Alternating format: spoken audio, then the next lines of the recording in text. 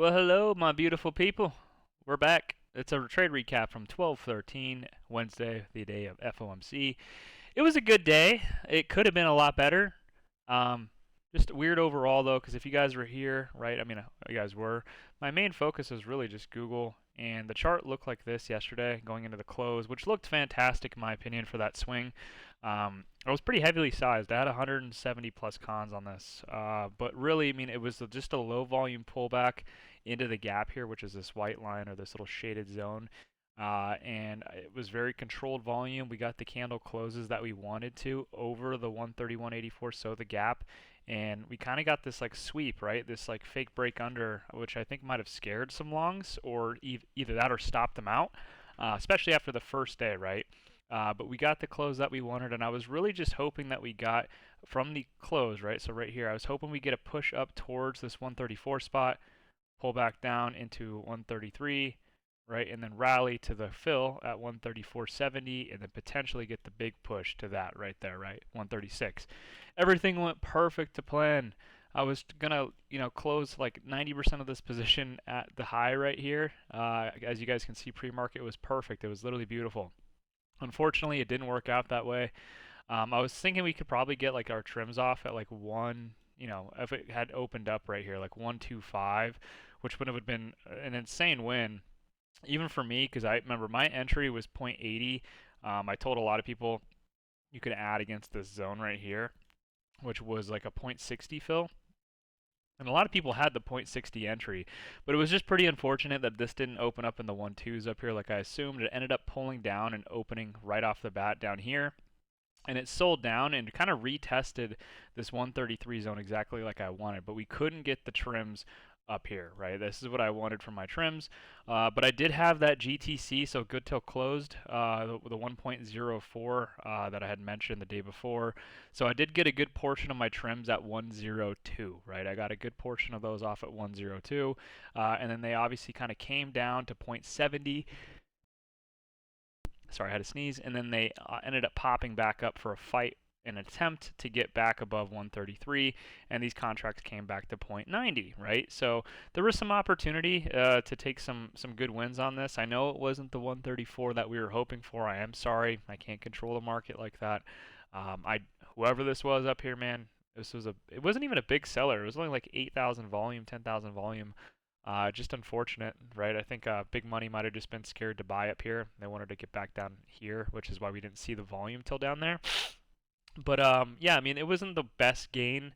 Also, wasn't the worst thing ever. It was still profitable, especially if you guys did grab and get your average down here in that 0.60 realm. I mean, that opened up still roughly 40, 35, 30%. Even though it tagged a little bit lower down at the 0.70s, it did retest and break back above 133. And like I said, it came to the 0.90. That's objective. That's identifiable. I went through the options chart, and it was about 10 minutes, right? 5, 10 right here. These two candles here where you could have gotten a 30 and 35% fill, right? For if you were in that 0.60 entry.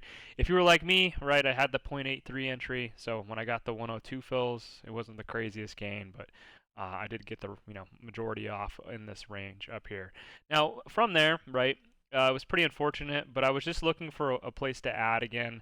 I didn't really deem this as a good entry anymore, right? I didn't want to add at the previous day high because one, we broke under it and we retested it and never got back above. So that's, and if you guys know me, I'm not going to trade anything unless there's a level. It's my thing. No level, no trade.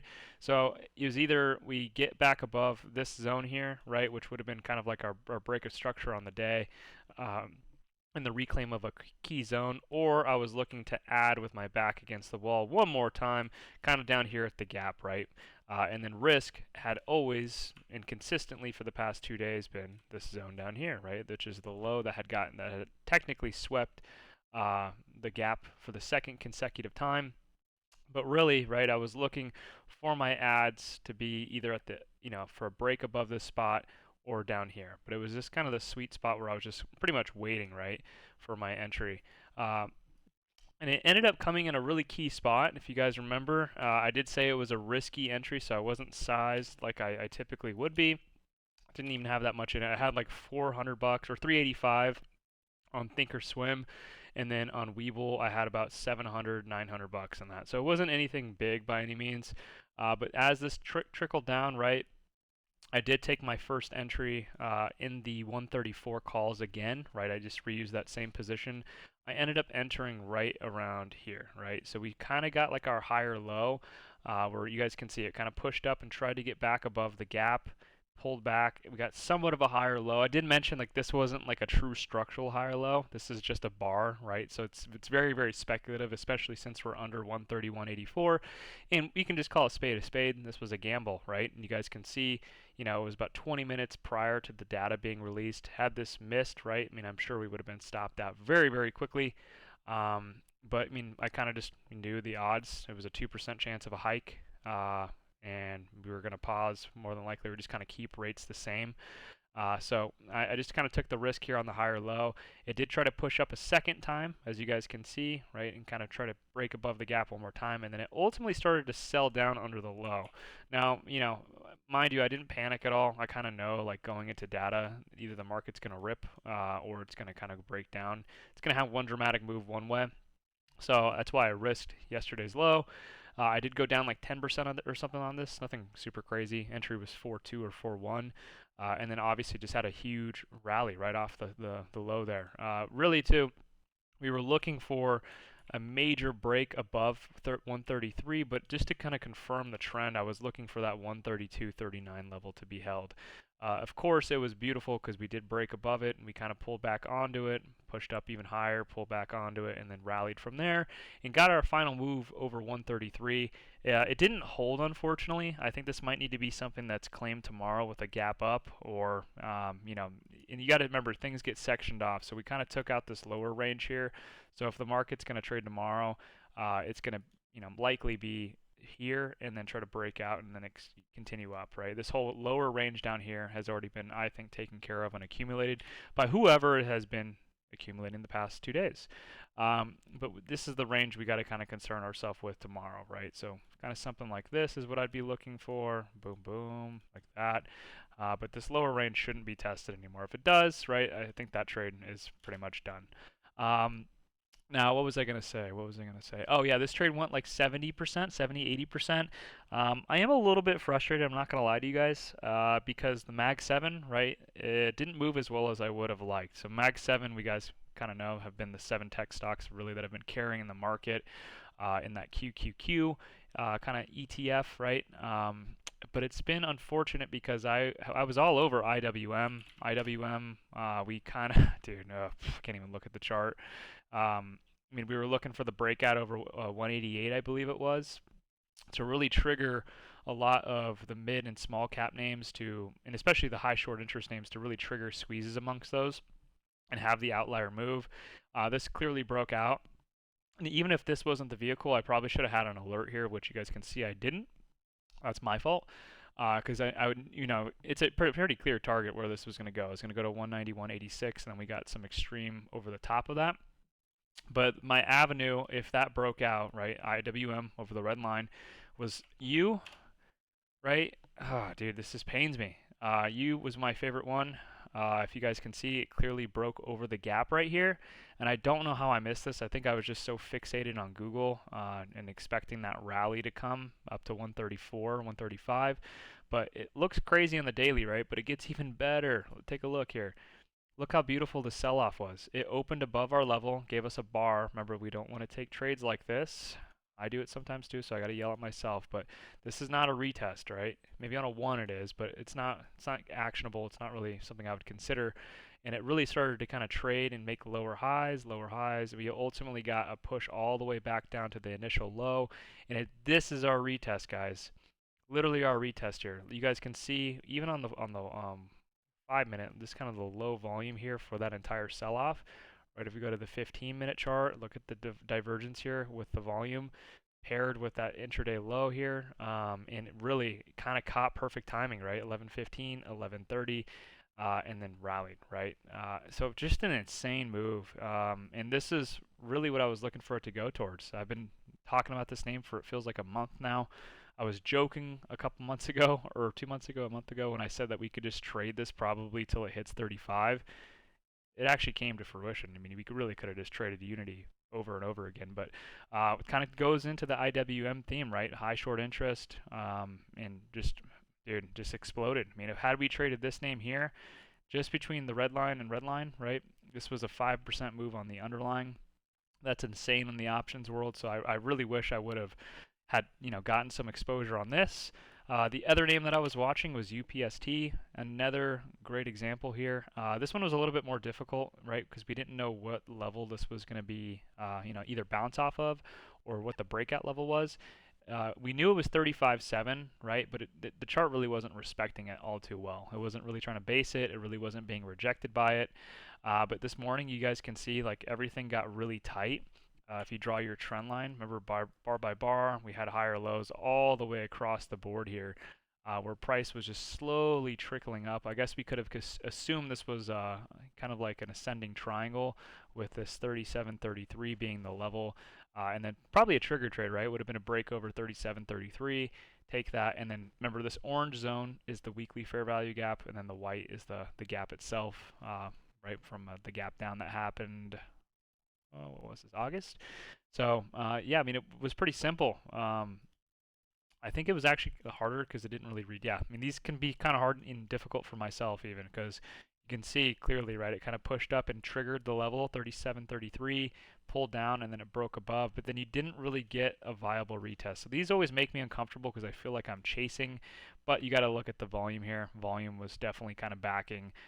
This is a short squeeze, right? This is 100% a short squeeze, and really you could have just traded this and risked 5-minute candle closes, right? So if this opens above this, you just risk this candle close and just kind of use that same system, and you could have rode this all the way up.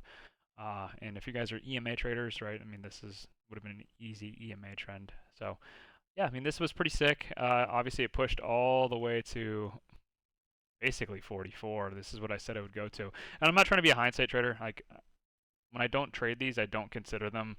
It's obviously cool to see my levels hit. But if I don't put a trade behind it, I'm not going to talk about it. But I just wanted to kind of go over them because I know a lot of you guys caught them. I think that makes me really happy when I see myself put in charts, or you guys put in charts and you guys actually trade them. Because there's a big difference between charters and traders, right? And a good charter is not a good trader, and a good trader, is always a good trader, right? You don't have to be a good charter. So like I feel like if you're just a good charter and you're not putting stuff behind it, you're kind of useless, if I'm being honest, and you're wasting your time. So I really like when people kind of combine the two and obviously find their edge, or whatever it may be. But damn, man, yeah. So even like if this had broken, I don't know, had we taken this on like the 35.71 move, right? This would have been, let's just round it up to 44. That's a 23% move on the underlying. If we took it off the trigger trade, right? Let's just take it up to 44. I mean, that's a 17% move on the underlying. This was several 100%. But then again, like I said, I don't really like how UPST moves sometimes. I get a little sketched out with it. So it's just a hindsight thing, but I did want to review that because that's the power of kind of understanding what's leading and what's lagging, right? I talked about it. We know QQQ, SPY, basically QQQ has been leading the market. Had a very well performing day today, is pushing all-time highs as we can see.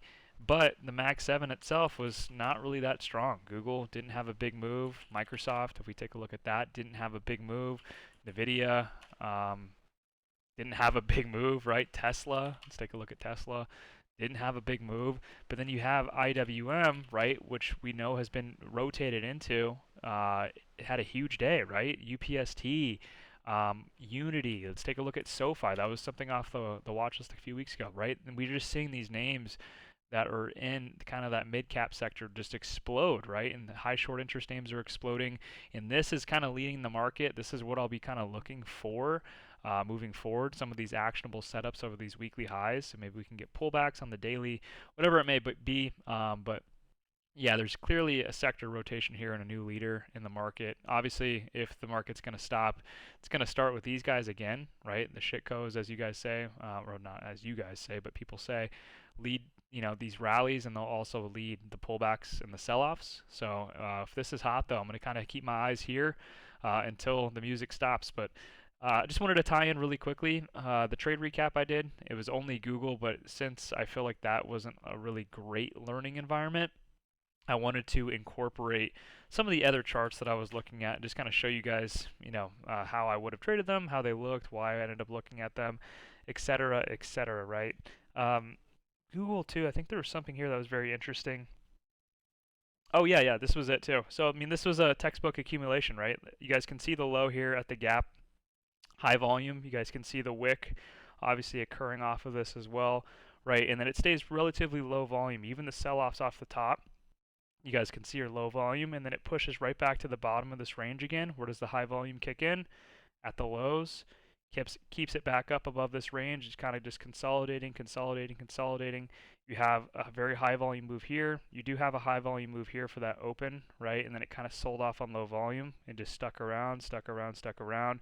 Then Powell, obviously. So we can consider this an anomaly. But you guys notice the theme here, right? Every time it's at the lows, the volume's coming in not to necessarily sell this off. It's because somebody is building a position down here, right? Somebody's building a position every time it gets near the lows on very, very high volume, so it's very high size. And then on top of that, they're selling up here on very low volume and just slowly reaccumulating the bottom, right? So this will eventually see a markup. I just definitely think this is lagging. And I mean, just as I said, right, I don't want to repeat it, but or sound like I'm beating a dead horse, but it is a sector rotation. So this will catch its time. So if anything's going to be traded in tech, especially daily charts that look as lucrative as this and the risk reward is very, very nice, I think the best thing to do would be look at time on these since that sector rotation is very apparent right now. But just wanted to go over that real quick and just yeah, congrats to a lot of you guys today. A lot of you guys did good. I know this chart and trade was also kind of emotional, especially with that pre-market move down. But all in all, I think we all handled it very well. We all kind of stayed true to understanding structure, understanding the risk reward, the daily setup. It wasn't as nice as some of the other trades, right? I know, if you were trading in that IWM growthy sector or whatever, you had 300, 400, 500% wins. It's because the underlying, it doesn't need to move a lot for that percentage gain to really rack up. And if you were stuck in tech, right, it's more liquid. Some of the, like I said, the daily charts looked a little bit better. It's a little more familiar, if you will, but they obviously lagged. They didn't have a huge move today, so much, much less in terms of percentage gain and then monetary gain as well. But it is what it is. It happens. You just got to tip your hat to the guys that took that, and that's why I wanted to, at the very beginning of this, give my kudos to you guys and congrats for taking those. It's something that I for sure missed, but market's always going to be here. I always say that. So congrats, guys. Hope you guys enjoyed, and I will be posting this here probably like in the next 10 minutes or so. So I'll just catch you guys on the nightly scan.